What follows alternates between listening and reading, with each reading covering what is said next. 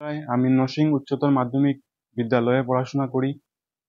আমি এবার উচ্চ মাধ্যমিক পরীক্ষা দিয়েছি। আমি কলা বিভাগে পরীক্ষা দিয়েছি। আমার প্রাপ্ত নম্বর 500 নম্বরের মধ্যে 451 মার্ক পেয়েছি আমি। আমার মোট প্রাপ্ত লেটারের সংখ্যা 5টি এবং আমি পড়াশোনা করেছি 4 থেকে 5 ঘন্টা দৈনিক, এরকম হবে। নিজেকে তৈরি করেছি দৈনিক পড়াশোনা করে এবং মা বাবাও সবসময় সাহায্য করতেন, স্কুলে থেকেও সাহায্য করতেন। এভাবে আমি নিজেকে প্রস্তুত করেছি। ভবিষ্যতে আমি একজন ইংরেজি অধ্যাপক হতে চাই, তার জন্য আমি ইংরেজি বিষয়ের প্রতি বেশি নজর দিচ্ছি এবং সেটা আমার করতে ভালো লাগে।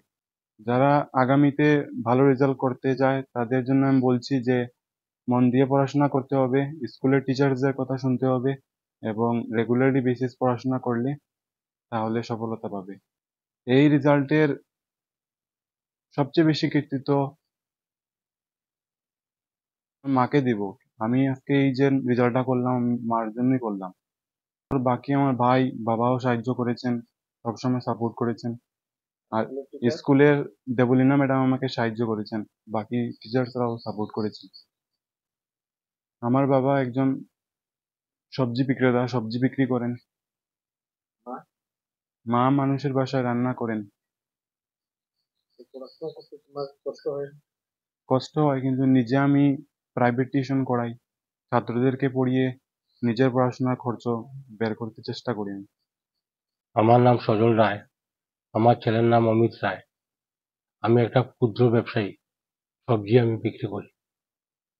আমার ছেলে আজকে এত কষ্ট করিয়া পড়াশোনা করছে, এ নিজে তোমার টিউশন করিয়া তার নিজের কষ্টটা তার ভার করছে।